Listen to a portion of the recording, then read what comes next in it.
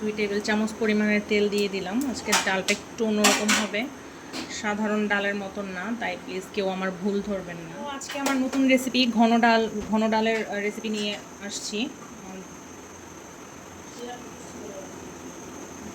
ও আসিয়া তো নুডলস খাবে, নুডলসটা একটু সিদ্ধ দিয়ে দিই। হ্যাঁ, মাঝখানে অন্য কাজ করাতে আমার তেলটা প্রচুর গরম হয়ে গেছে। যাই হোক, গরম হলে ভালোই। আমি প্রথমে দিয়ে দিচ্ছি আদা কুচি।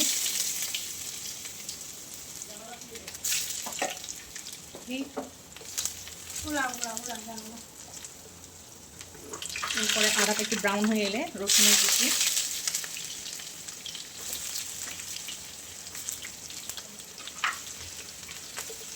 সুন্দর একটা গন্ধ ছড়াবে। যখন হালকা ব্রাউন হয়ে আসবে ঠিক এই পর্যায়ে আমি দিয়ে দিব 2 রকমের জিরা, অল্প করে, একটু সুন্দর একটা ফ্লেভার আনে।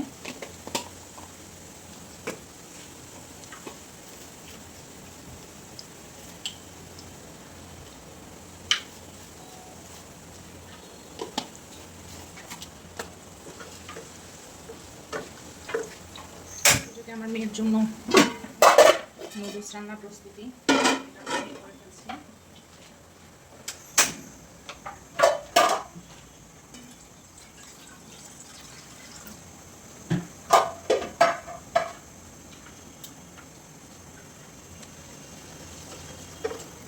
এরপর দিয়ে দেব কয়েক ফালি কাঁচামরিচ। কাঁচামরিচ সবগুলো দেওয়া যাবে না, বেশি ঝাল হয়ে যাবে। আমি অল্প কাঁচামরিচ দিচ্ছি এই কারণে একটা ঘ্রাণ বের হওয়ার জন্য। মরিচের যে ফ্লেভারটা এটা তেলের সাথে মিক্স হয়ে যাবে, কারণ আমি এখন ডালটাকে অনেকক্ষণ ভুনা করব।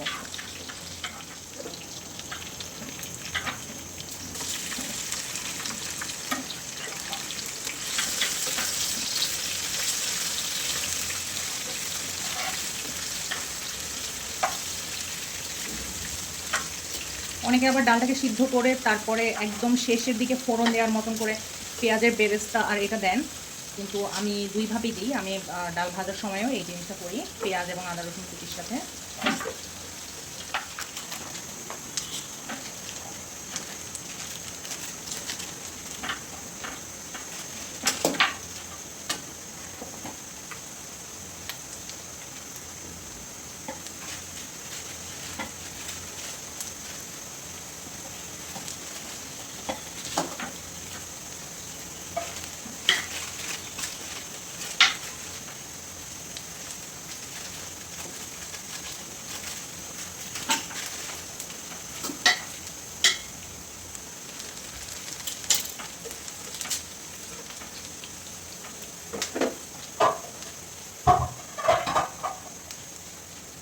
পেঁয়াজটা একটু ব্রাউন হয়ে এসেছে, তো এই ফাঁকে আমি দিয়ে দিচ্ছি আগে থেকে ধুয়ে ভিজিয়ে রাখা ডাল।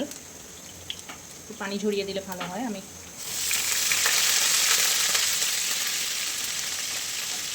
আমি আবারও বলে দিচ্ছি, এটা ট্রেডিশনাল ওয়েতে ডাল রান্না না, তো অনেকে বলতে পারেন সিদ্ধ হবে না বা কিছু।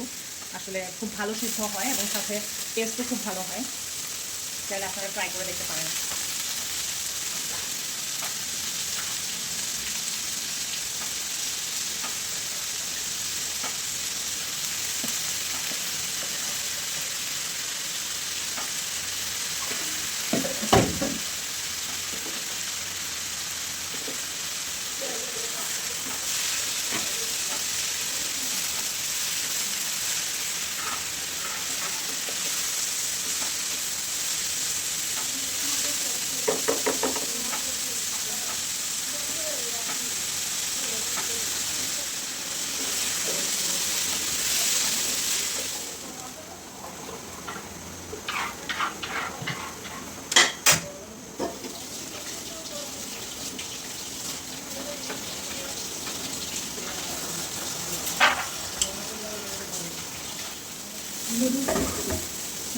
খাবা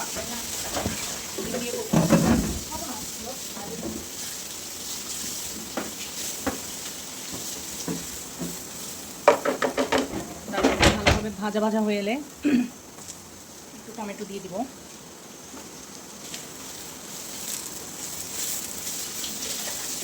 অলরেডি কিন্তু আমার ডাল ফুটেও গেছে।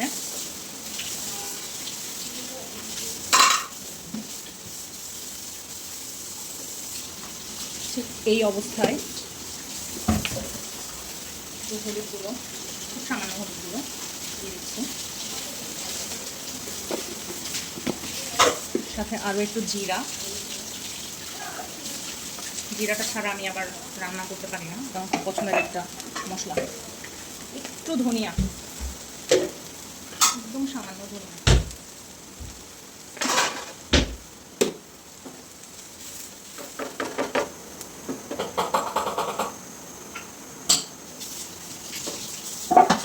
দিয়ে দিচ্ছি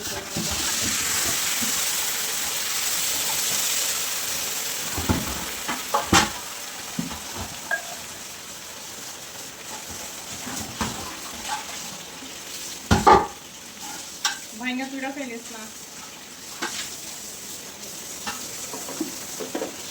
লবণ দেওয়া হয়নি।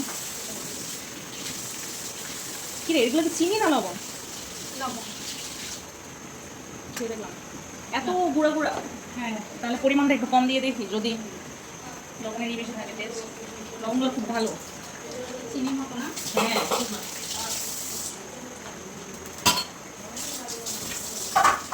এই পর্যায়ে ফুটতে থাকুক আমার ডাল।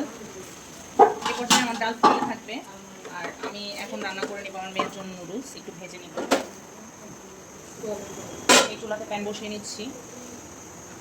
আমাদের ঘরে একটা বাচ্চাদের নিয়ম হচ্ছে, আমরা কোনো কিছু রান্না করতে নিলে তাদের নাস্তা খেতে মন চায় বা সাইড ডিশ কোনো একটা তারা ফরমাইশ করে বসবে।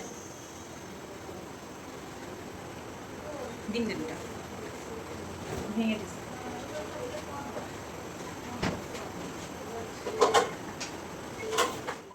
রেডিমেড নুডলস রান্না করতে গেলে অনেকের হয় কি, নুডলসটা সিদ্ধ করার পর রেখে দিলে এটা স্টিকি হয়ে যায়, একটার সাথে একটা লেগে যায়। বাট আমার এটা কখনো হয় না।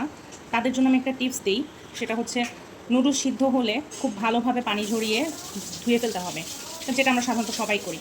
এবং ধুয়ে ফেলার পরে এটা যখন কুসুম গরম থাকবে সেই অবস্থাতে নিচে একটা বাটি দিয়ে পানির মধ্যে ডুবিয়ে রাখতে হবে, যতক্ষণ না আমি নুডলসটা চুলায় দিই।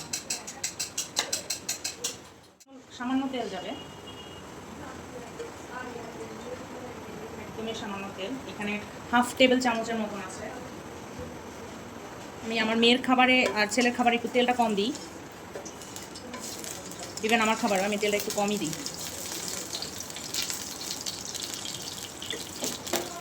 লবণ দেওয়া হয় না?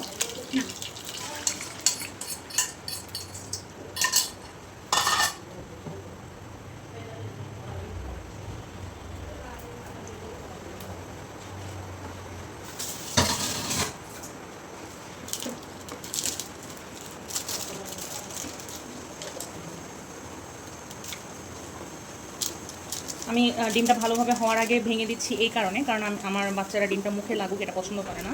একটু বেশি গুঁড়ো করে নিতে হবে। এই পর্যায়ে সাইডে হতে থাকবে। আমি এর মধ্যে পেঁয়াজ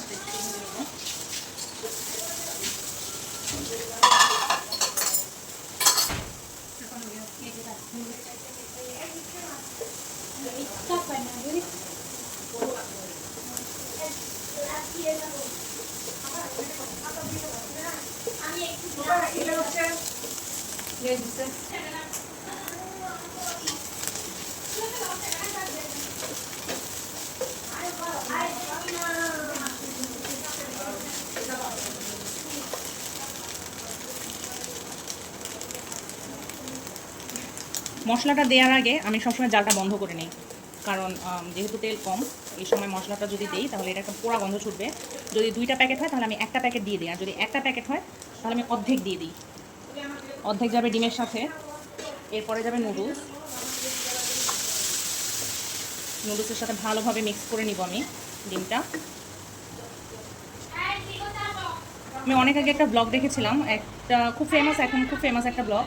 এক আপু, তার প্রথম ভিডিও ছিল নুডলসের ভিডিও, ম্যাগি নুডলস রান্না, এবং সে তারপর থেকে সম্ভবত ভাইরাল। তো গালিও খাইছিল প্রচুর। ভাই কেউ আমাকে গালি দিয়ে না, আমি জানি সবাই ম্যাগি রান্না করতে পারে।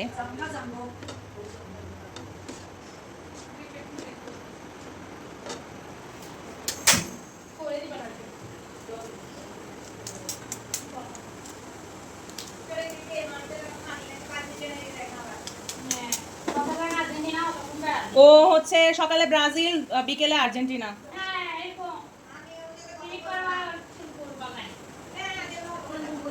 ও বলতেছে ওর ফ্যামিলিতে সবাই মিক্স, তো ও কি করবে?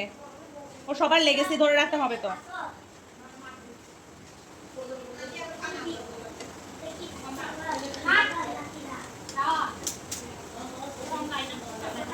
শেষ আমার ম্যাগি রান্না। বেশি ভাজা যাবে না, বেশি ভাজলে নুডলসটা স্টিকি হয়ে যাবে আর নয়তো শক্ত হয়ে যাবে। শেষ এবং খুব ঝরঝরা নুডলস। আসিয়া এটা খাবে? এটার জন্য একটু নামা। জিজ্ঞেস করো খাবেন না? তুমি খাবা নুডলস?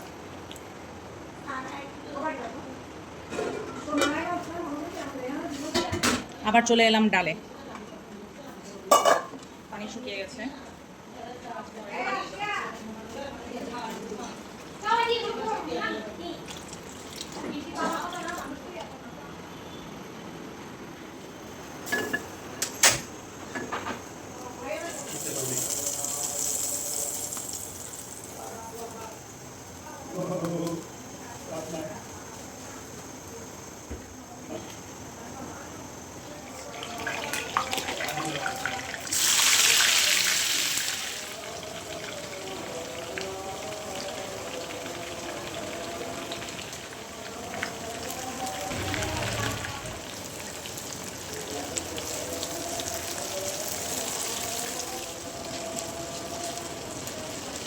পেঁয়াজ আর টমেটোটা হালকা ভাজা ভাজা হয়ে এলে একটু শুকনো মরিচের গুঁড়া দিয়ে দিব, সাথে সাথে জালটা বন্ধ করে দিব, তেলের গরমে যতটুকু হয়ে যায়। এরপর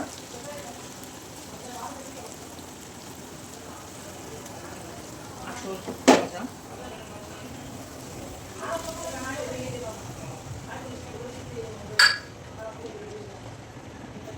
একটু বাড়িয়ে দিব।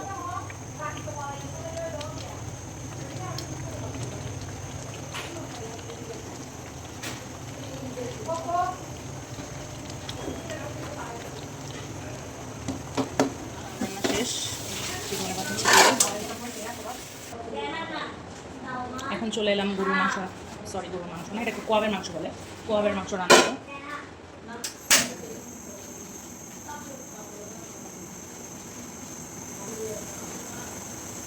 এখন প্যান গরম হয়ে গেছে, সামান্য একটু বেশি তেল দিতে হবে, কারণ যেহেতু আমি মাংস ফ্রাই করব। আমি আধা কাপ পরিমাণের সয়াবিন তেল দিয়েছি। তেলটা গরম হওয়ার জন্য বসে আছি।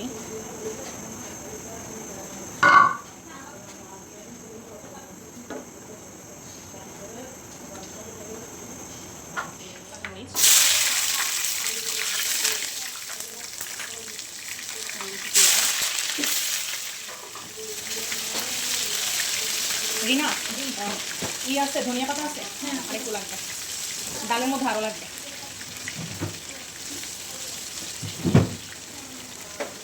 পেঁয়াজটা আমি বেশি ভাজবো না, আগে থেকে কোয়াবের মাংস কেটে রাখা হয়েছে। চট্টগ্রামের মানুষ জানেন কিভাবে কোয়াব রান্না করে, বাট আমাদের সাইডের মানুষ আসলে জানে না। এটা হচ্ছে গরুর মাংসকে আগে থেকে সিদ্ধ করে রান্না করে ফ্রাই করে রাখা, এটা প্রসেসড একটা মিট।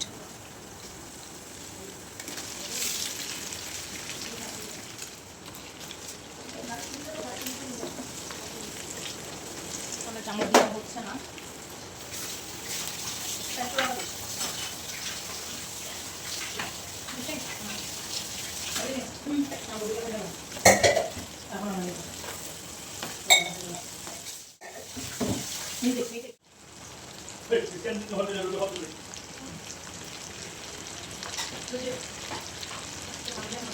বাস, আমার রান্না শেষ।